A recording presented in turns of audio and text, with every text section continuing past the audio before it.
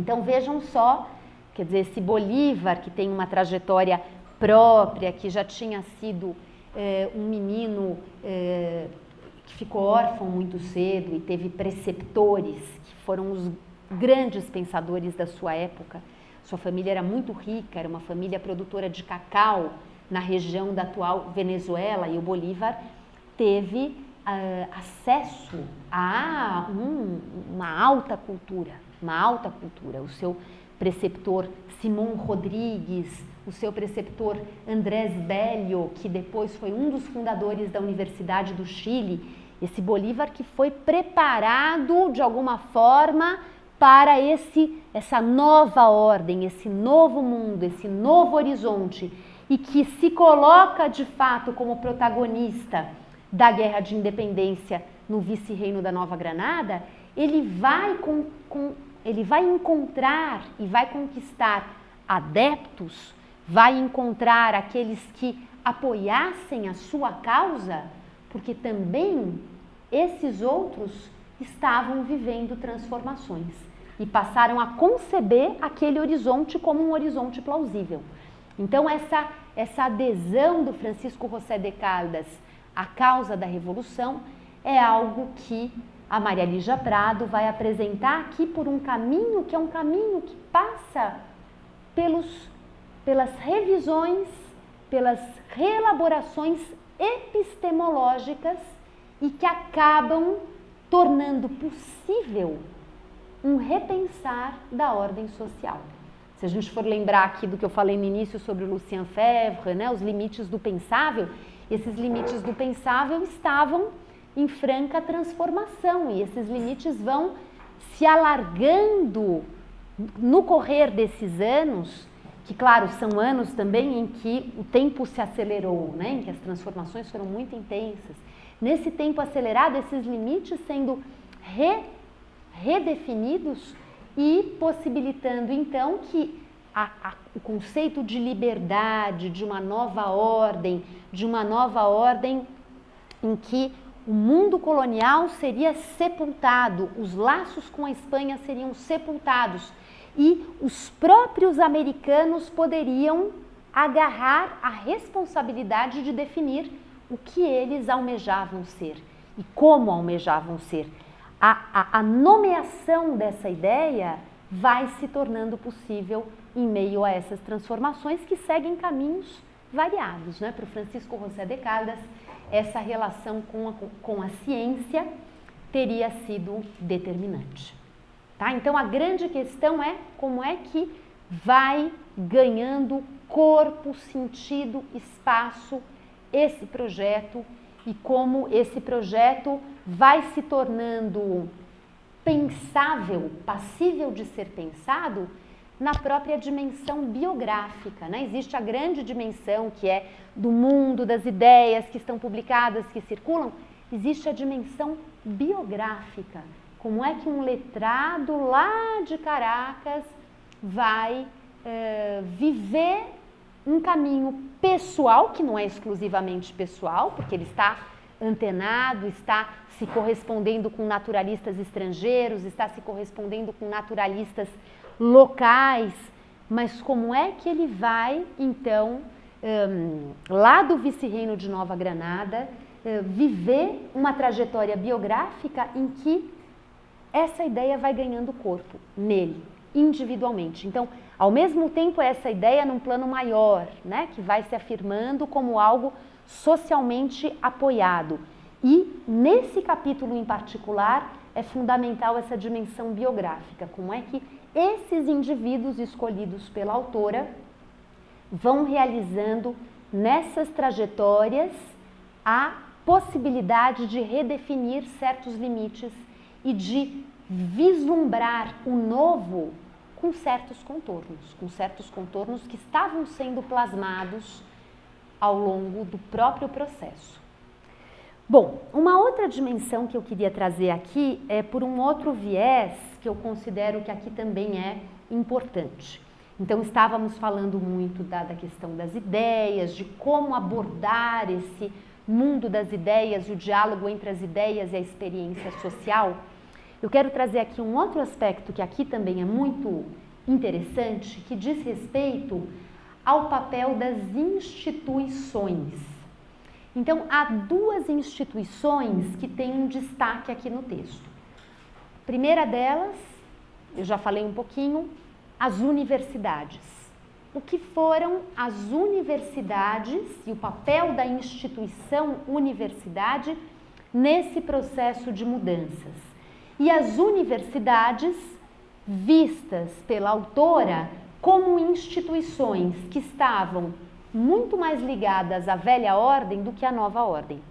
Instituições que estavam muito mais afirmando uma lealdade à Igreja, à Espanha, a uma defesa do mundo colonial, do mundo do antigo regime, mas que também abrigaram dissidências, também abrigaram movimentos de crítica, de renovação, de cisão e movimentos que acabaram sendo fundamentais para aquilo que mais adiante aconteceria, que foi a ruptura dos laços coloniais. Mas as instituições também nesse cenário desempenhando um papel ambíguo. Da mesma forma, a Igreja Católica, a Igreja como instituição, e a Igreja merece uma grande atenção da Maria Lígia aqui nesse texto, porque a Igreja também, nós sabemos, foi o esteio da colonização, né? O esteio da conquista, da catequese, da relação entre os poderes coloniais, entre os poderes vice-reinais. A Igreja era uma instituição que referendava a ordem colonial em todos os planos, né? Desde o plano político até o plano da educação, da defesa dessa visão mais estática de uma ordem social que deve ser assim, de uma ordem do mundo natural que deve ser assim. Então, tudo isso estava em plena consonância com o mundo colonial. E, no entanto, dentro da Igreja também houve intermináveis tensões, dissidências, controvérsias, e essas tensões e dissidências envolveram especialmente membros do chamado baixo clero.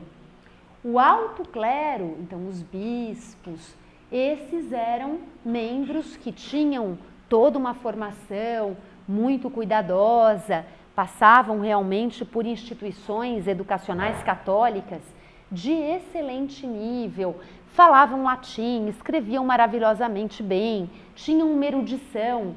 Esse alto clero, então, de maneira geral, representou as visões mais dogmáticas dessa igreja que encarnava a própria ordem colonial. Já o baixo clero eram os padres que iam trabalhar na paróquia de um pueblo indígena, de uma cidadezinha pequena e pobre, e que estavam muito nessa interface com os setores populares, com os indígenas, com os mestiços. E esse baixo clero, vai dizer a Maria Lígia, teve um papel muito importante nesse processo de ajudar a organizar questionamentos à ordem colonial. E ela cita alguns exemplos de membros do baixo clero que se colocaram nesse limiar, que era um limiar, então eles representavam a igreja, mas por outro lado eles passavam a professar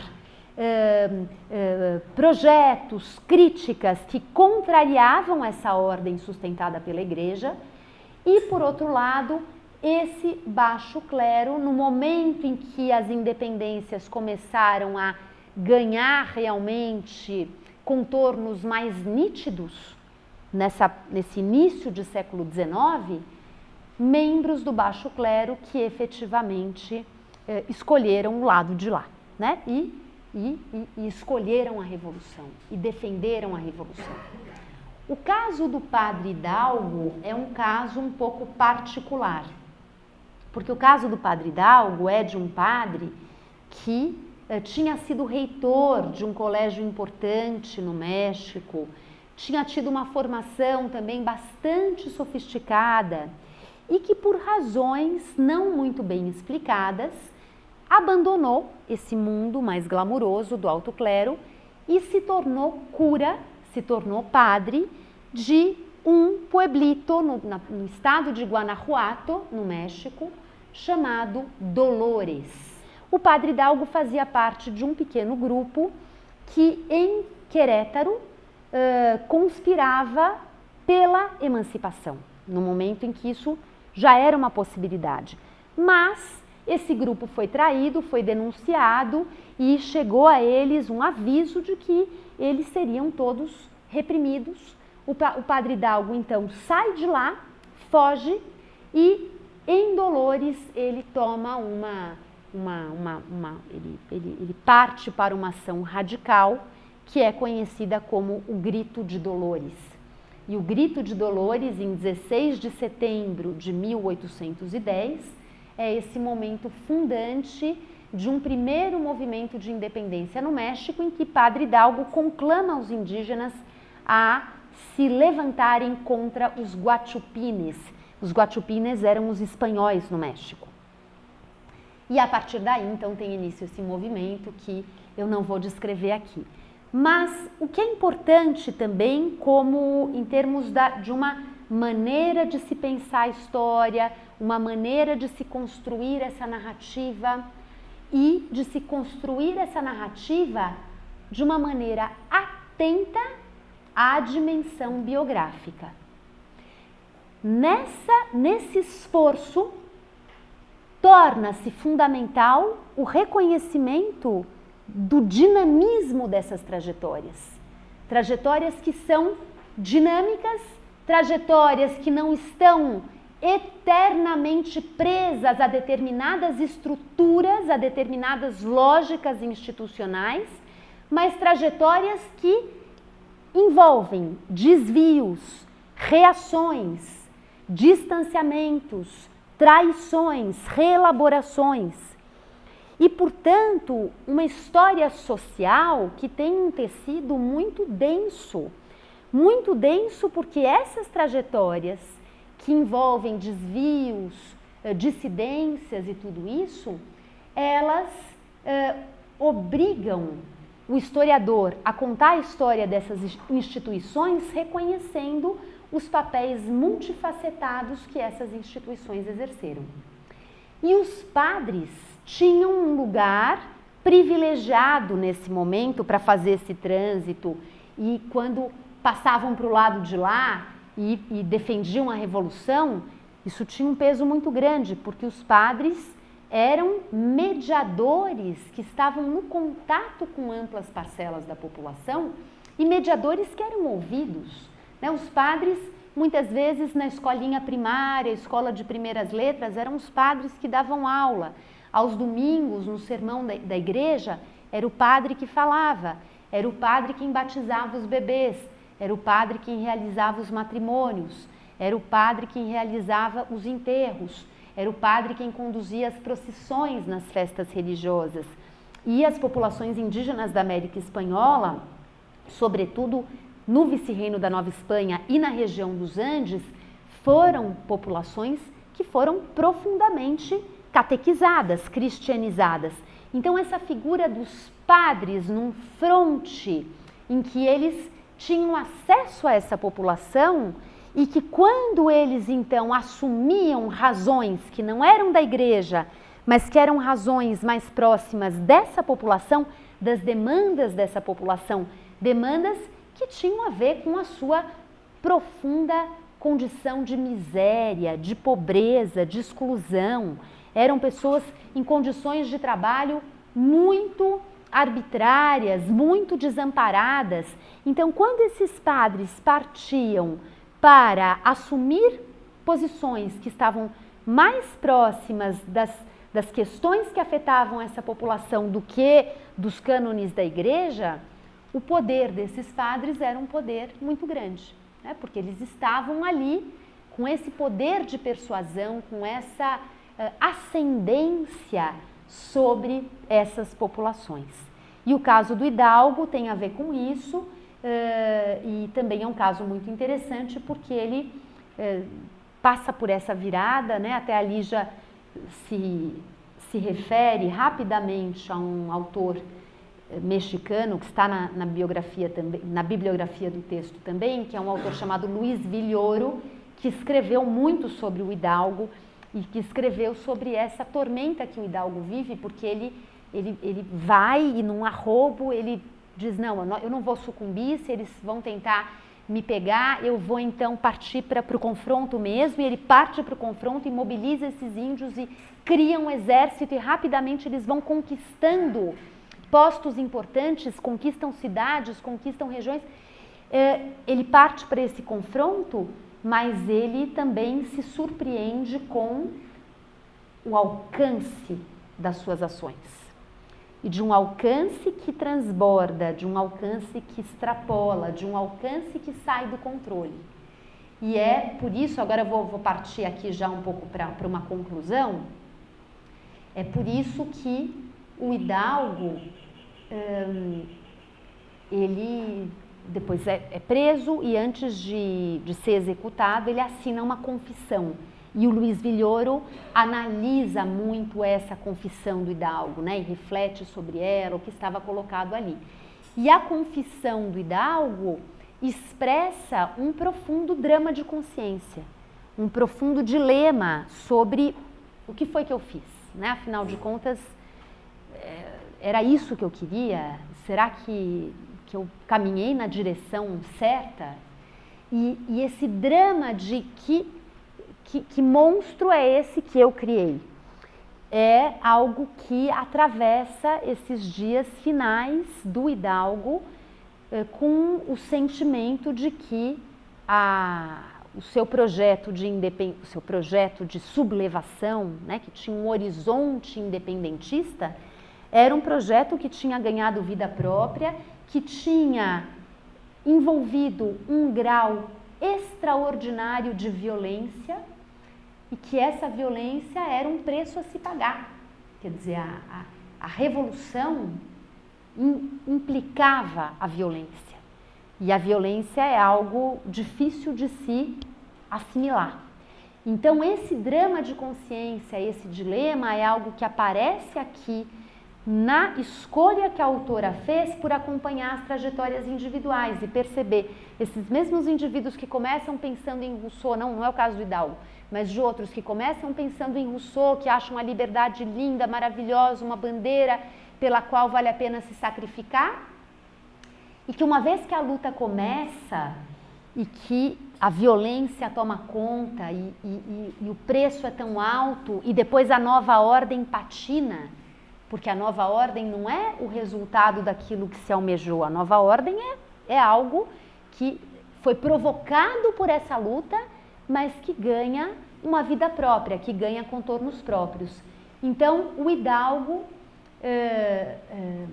vive essa situação que pode ser capturada por essa ótica da biografia e do indivíduo que se entusiasma e que abraça uma causa, que luta por ela bravamente, mas que no final da vida, e essa é uma tônica aqui, uma tônica entre os líderes das independências, não por acaso o título do capítulo é Desilusões, né?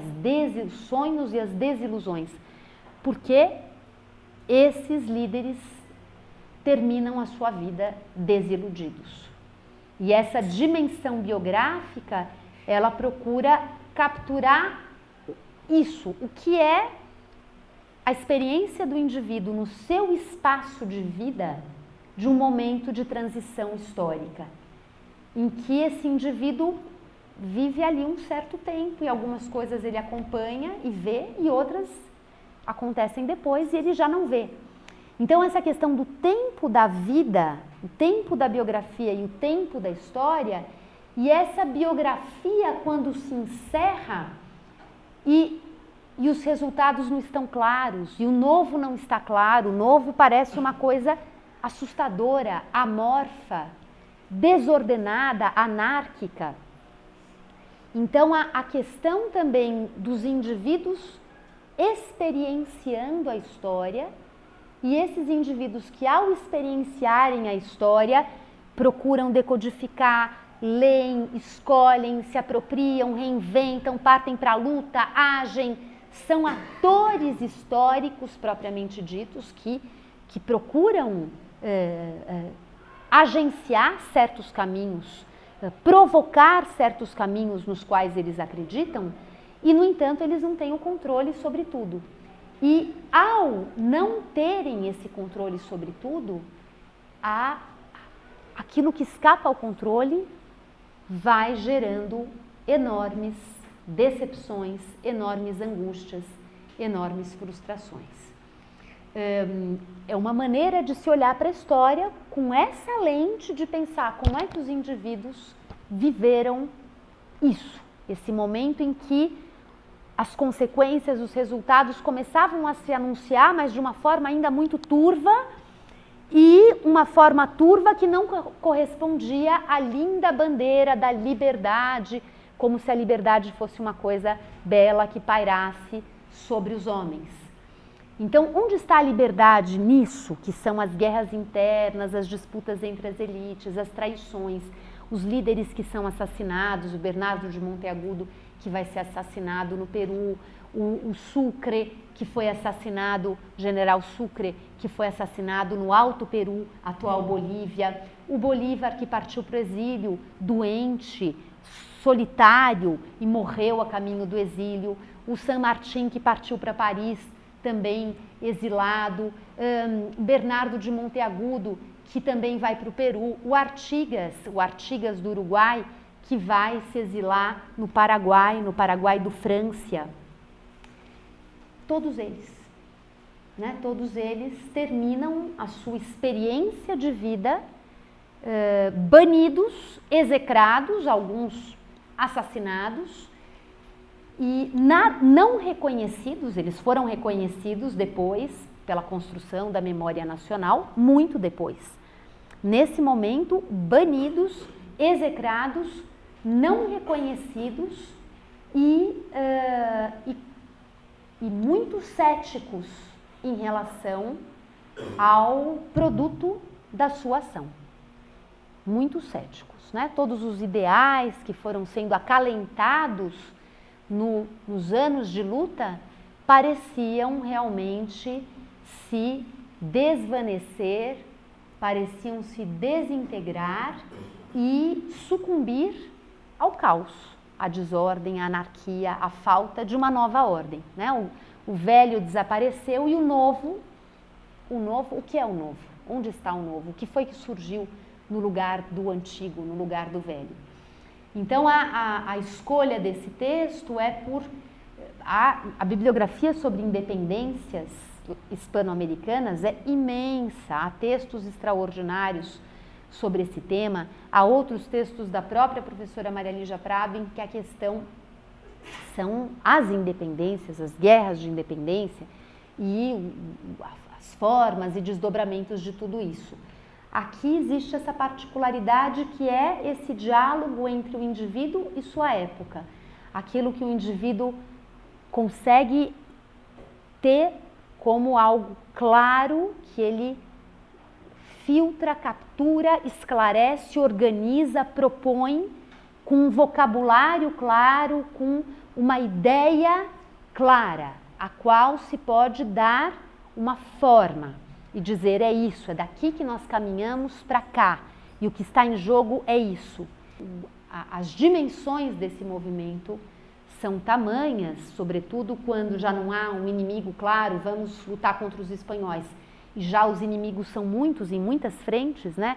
É o povo que ameaça, são os grupos das elites que disputam, são as ameaças externas, a própria ameaça de uma recolonização da Espanha. Esses homens lidavam ainda com isso. Será que a Espanha ainda não vai reagir e ainda não vai reconquistar os seus vice-reinos na América?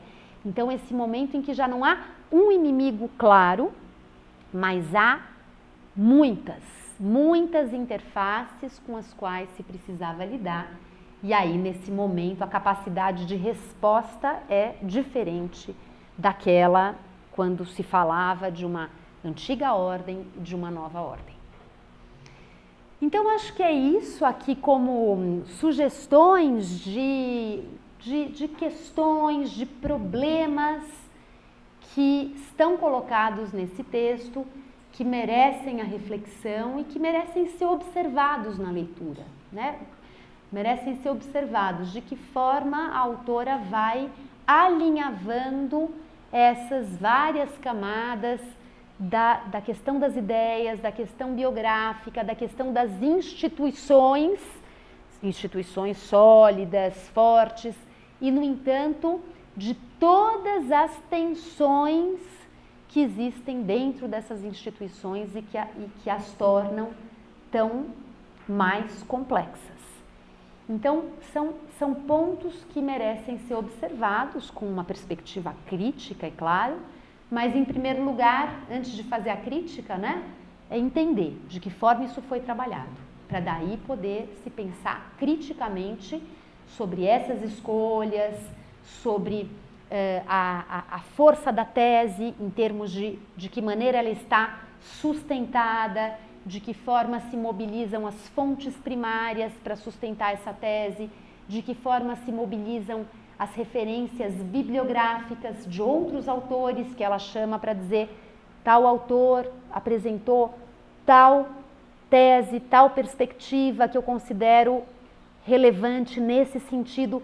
Então, a forma pela qual se mobilizam autores outros para a construção desta interpretação, desta tese, tudo isso merece uma avaliação crítica, né? Mas o primeiro passo é explicitar de que forma isso foi pensado, realizado e finalizado em uma narrativa que tem um certo estilo, que tem uma certa maneira de juntar as coisas e de apresentar esses acontecimentos históricos.